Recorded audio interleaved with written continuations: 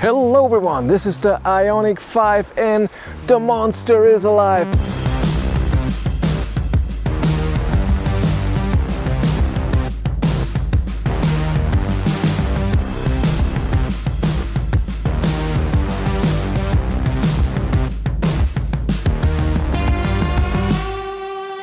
It's a 609 horsepower all-wheel drive beast, all sporty. It's meant to be sporty. 21-inch tires, 275. Oh my god, big. We have sport suspension. There's millions of things in here which make it more sporty, and it drives amazing. And its acceleration is brutal, 3.6 seconds from 0 to 100 kilometers an hour. We have an 84 kilowatt hour battery in here. 80 kilowatt hours can be used. WLTP range is around 450 kilometers, and it looks amazing.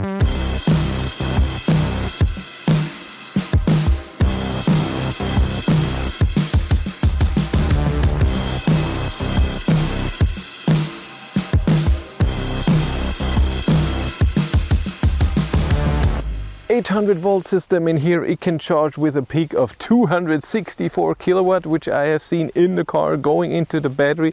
Amazing, 10 to 80% in 17 minutes. Incredible. We don't have a frunk, and we have a smaller trunk because all the sportiness needed more space. We have very sporty seats that hold you in place, but we have ventilated seats, and we have a lot of gimmicks that is done for the N brand from Hyundai, which always means sporty.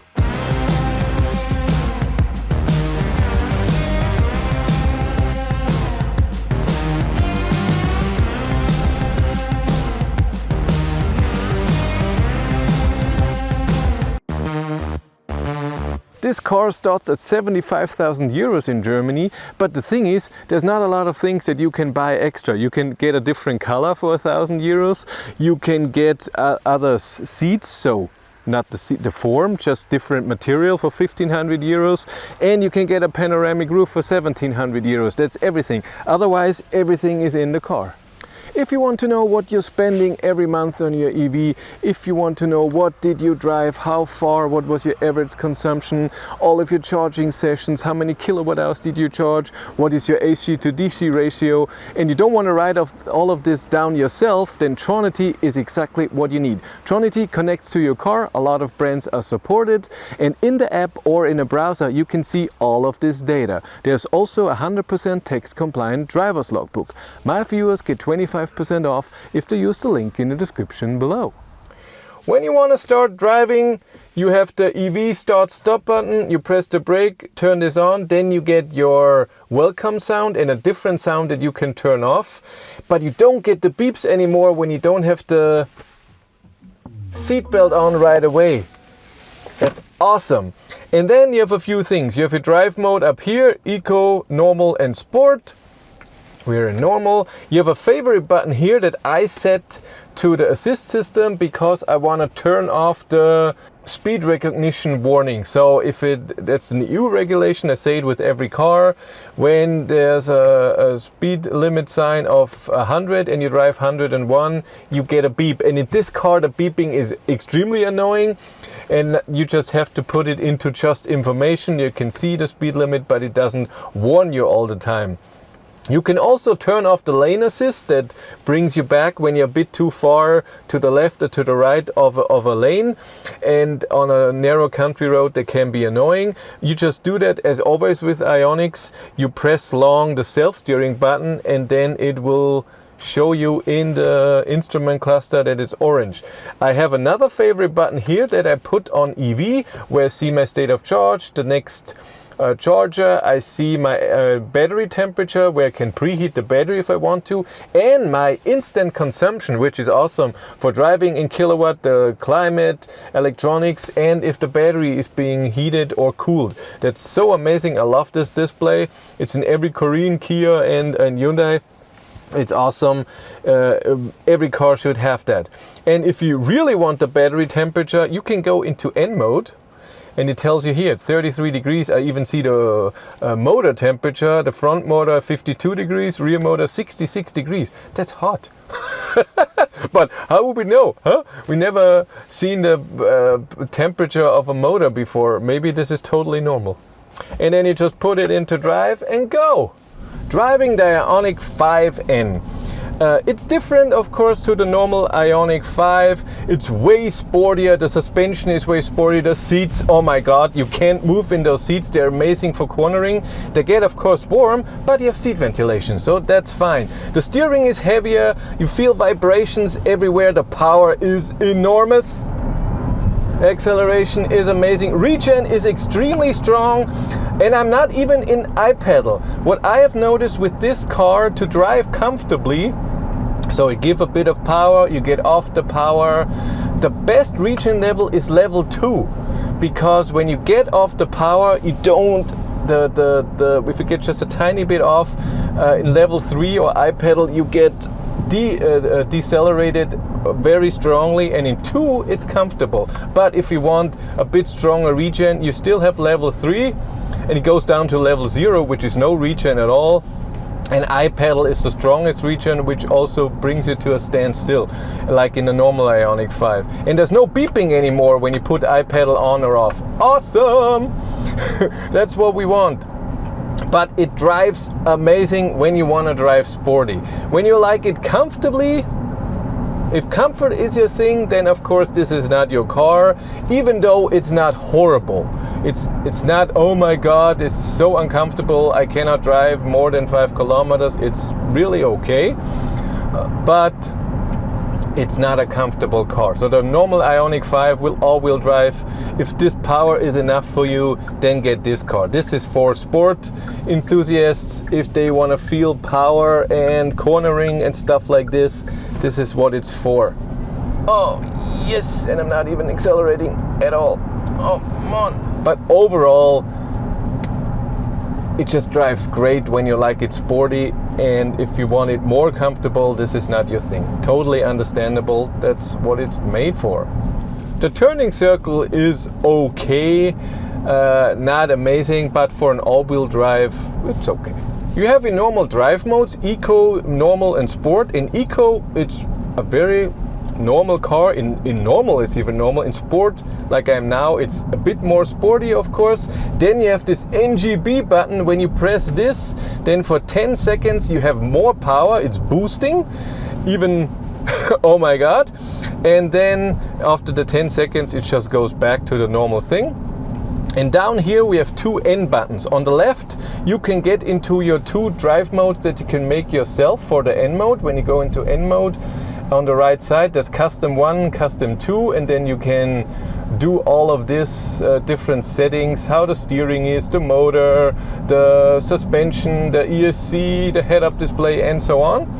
And on the right button, you can switch, so you get to the motor sound that you can activate in normal driving too, but here then you can also get to the mode where you see the RPMs, and then also when you drive, you get gear change it, where it simulates that you changing a gear, so the torque is gone for a second, and then you can drive in automatic or in manual mode, where with the switches here on the steering wheel, where usually the pedal shifters where you do your regen levels is then your gear change, so you can change the gear. And when you're in second gear and you floor it and it's on high RPM and you're in manual, you don't accelerate anymore because it's in the red zone, like you have real RPMs. It's totally weird.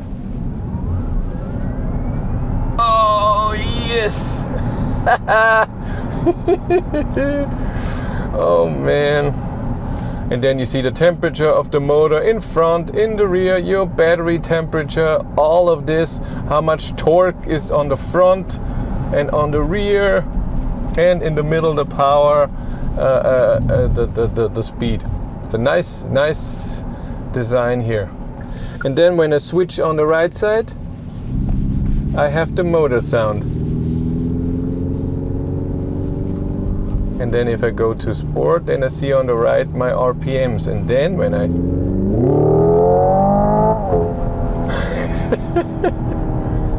And then with the pedal shifters, like I said, I can switch the gear.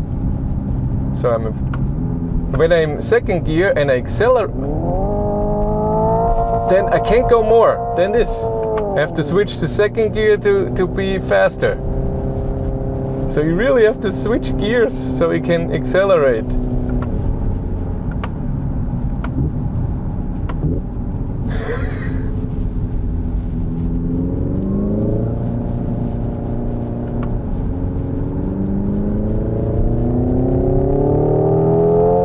Cruise control and self-steering.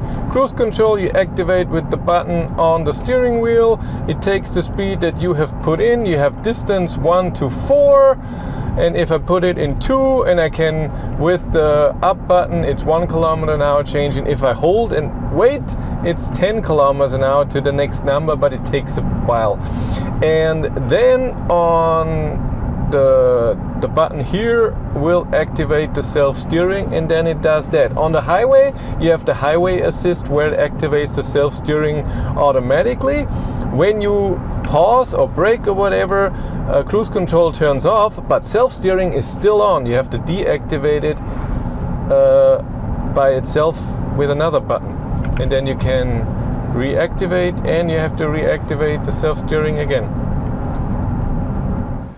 Now we accelerate the Ioniq 5N a bit, and the best thing what you can do is, if you go into N mode, there's launch control. You just activate this. You can set the grip level that you have, and I'm putting medium because I think this is not the perfect track. And you activate this, and then it should do all the launch for you. You just step on the brake with your left foot, full acceleration with your right foot, and then you leave, get off the brake, and woo! And then we're gonna try the same thing just in sport mode without launch control. Okay.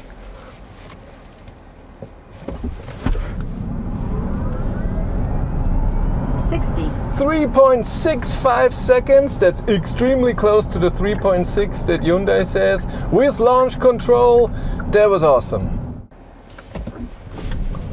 Ooh, spinning wheels.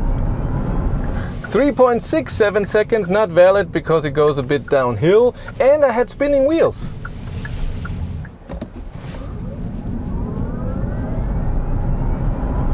Again, 3.67 seconds in sport mode without launch control, so it doesn't do a lot. I didn't have spinning wheels. That was awesome.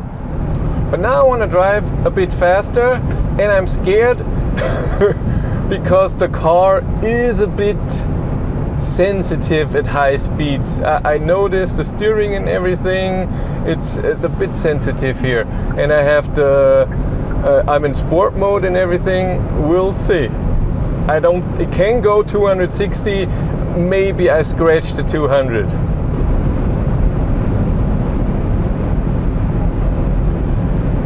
So it's definitely not a comfortable and a relaxing feeling. So above 180, you just hold the steering wheel for dear life, and because you feel any tiny little thing in the steering wheel, in your seat, in the car moving, and I'm not a sporty guy physically and driving, so this is really hard for me. 207 I think was my top speed there that I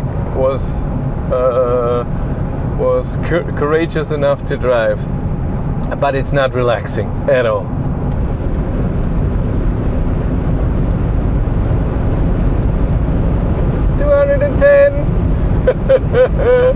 Not driving faster. Oh, it's horrible. The 850 is driving 200 something. Oh no. Let's do this. 221. Okay, that's it. That's all I drive. Oh my god, it's scary. I totally forgot. We have a digital mirror with a camera in the back and a screen.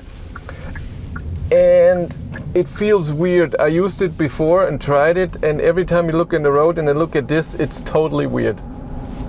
Here I have the temperatures. The battery is at 36 degrees. Front motor 61 degree.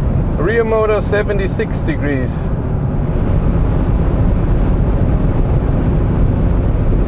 Getting used to 200 now. Still stressful, but I can drive it.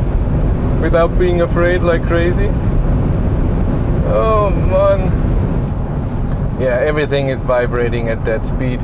Even at 130 now with this road. It's just, I'm in sport mode. And everything is vibrating. I see that in the cameras, I hear it everywhere. Oh my.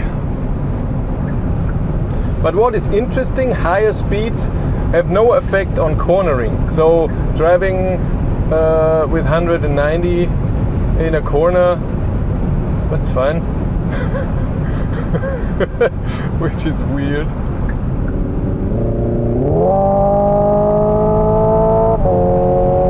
Oh, this is horrible.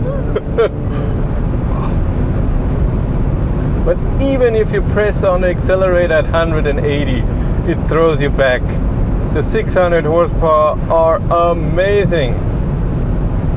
391, that's okay. 150 kilometers, come on. Well, the first bit I didn't drive that fast. If you want to follow me on Instagram, BatteryLife1, and if you want to support the channel, there's a Patreon link in the description below, and here on YouTube there's also channel membership. And if you want to know what's happening behind the scenes, I have a few events coming up where I'm going to show what's happening at events and how you stay somewhere in Switzerland and in Bad Hölz, then check out my third YouTube channel, Behind the Battery. But that's it for me. Thank you very much for watching. Have a great day and take care. Bye!